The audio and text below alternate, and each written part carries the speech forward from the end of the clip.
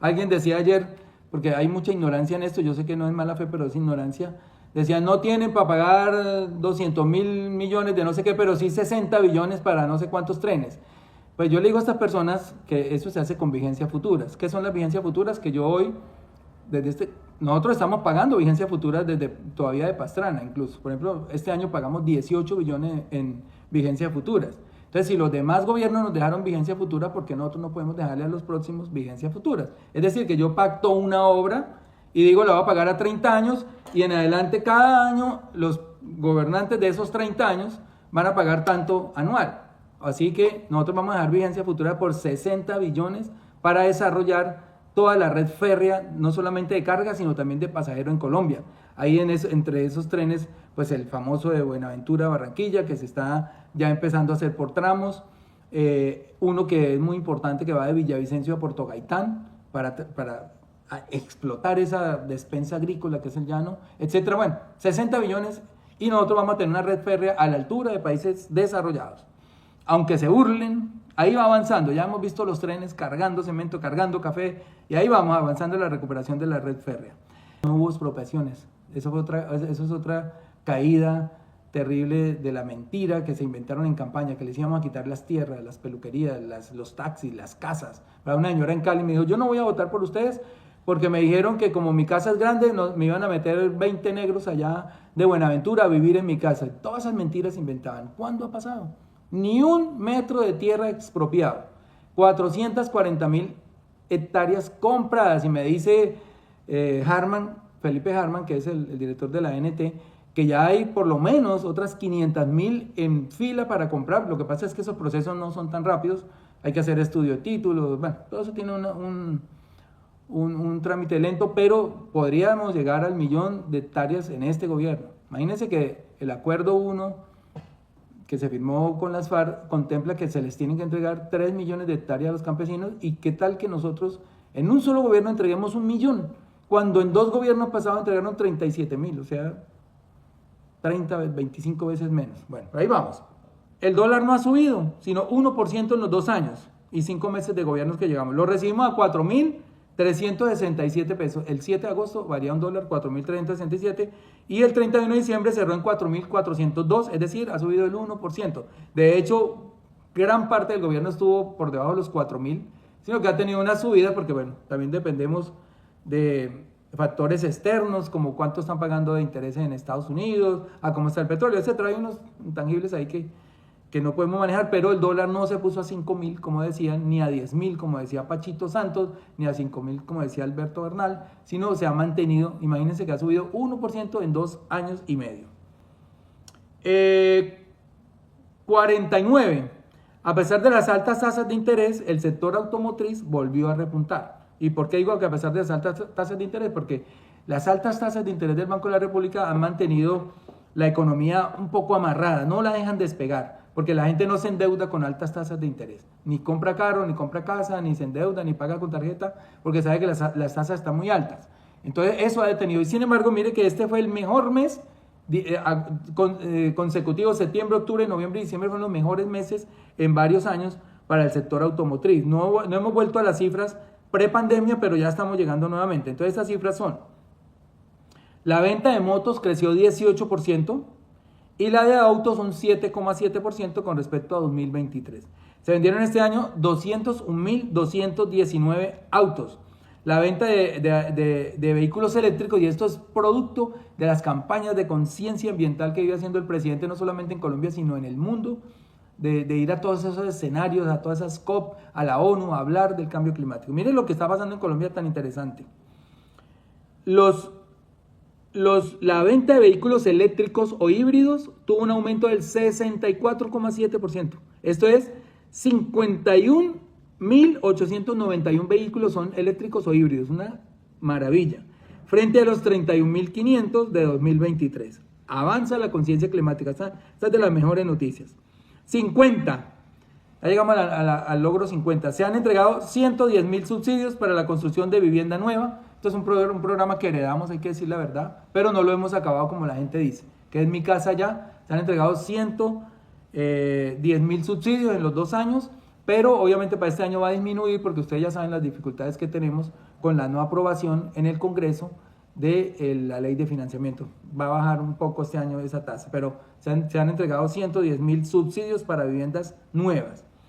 51. El Ministerio de Salud ha girado a los municipios 366.000 millones para garantizar el acceso a la salud de la población migrante, en su mayoría ciudadanos venezolanos.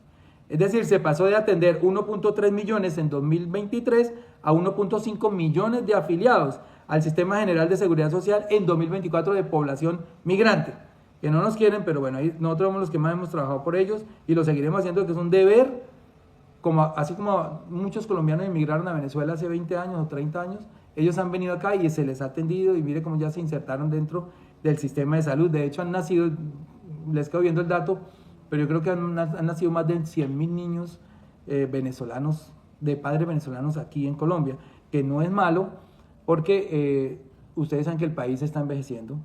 Nosotros estamos teniendo ya tasas de envejecimiento altísimas, ya las tasas de... Miren, les voy a mostrar ese gato tan lindo ya que llegó por acá. Tiene color de tigre, esa belleza. ¿Qué hace, papá? Bueno, váyase para acá.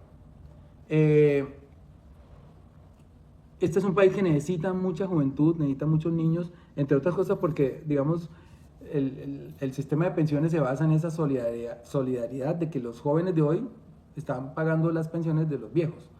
Y a estos jóvenes, cuando sean viejos, le van a pagar la pensión los jóvenes, pero no va a haber jóvenes a este paso. Los jóvenes no quieren tener hijos y tienen razones. Pero entonces, por eso, a pesar de que para muchos es incómoda toda la inmigración, es muy positivo que han llegado muchos jóvenes, de esos casi 2 millones de venezolanos que han llegado, la mitad son jóvenes que tienen una buena preparación. Hay que insertarlos, hay que normalizarlos, entregarles los documentos, insertarlos al mercado laboral, a este de salud que les estoy contando acá.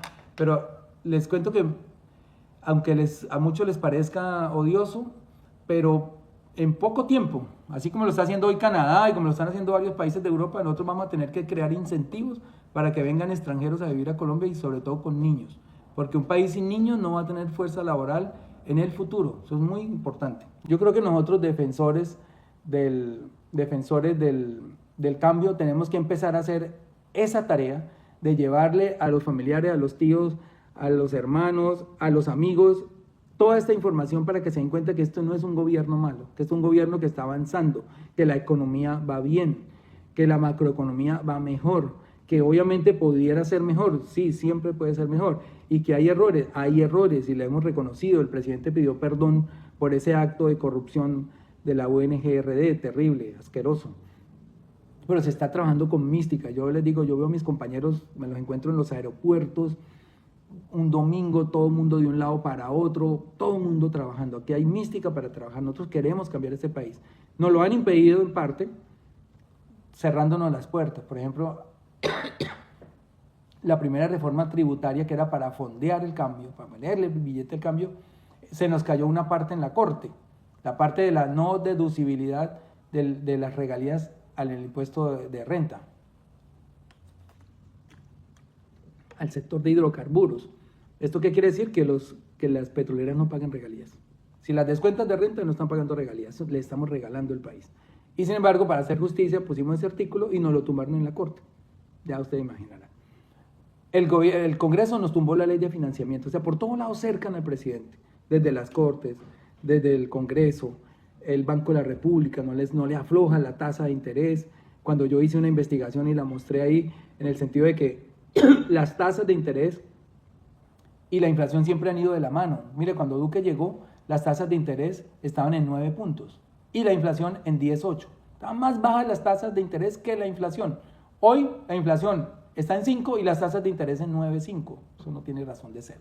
Eso sí es puro golpe blando económico. No les conviene que al presidente Petro le vaya bien, no les conviene que este gobierno muestre todas estas cifras, pero nosotros vamos a salir a mostrarlas. No les conviene porque ellos quieren regresar en 2026 por su botín. Eso ya han convertido este Estado en un botín y nosotros lo hemos impedido. A pesar de ese acto de corrupción, les puedo asegurar, por lo menos de todas estas obras que ustedes vieron, la cantidad de billones que están invirtiendo, yo no he escuchado ni un solo acto de corrupción dentro de esto. No quiere decir que no aparezca el día de mañana, porque pues bueno, no sabemos qué hay en el corazón de la gente, pero digamos, la orden del presidente es cuidar cada peso, es contratar cada peso de la manera más pulcra, de la manera más transparente. Así que, mis amigos, mis amigas, esto queda listo para que nosotros empecemos a difundir, nos vamos a identificar como defensores del cambio.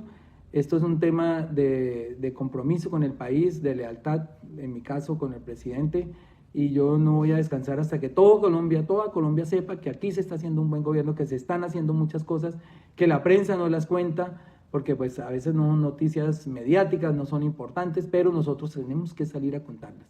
Ustedes vieron hace poquito que puse un video de un señor en Cartagena que nos encontramos ahí en un carrito que nos recogió, y cómo maneja el discurso ese señor, es esto mismo que le estoy diciendo.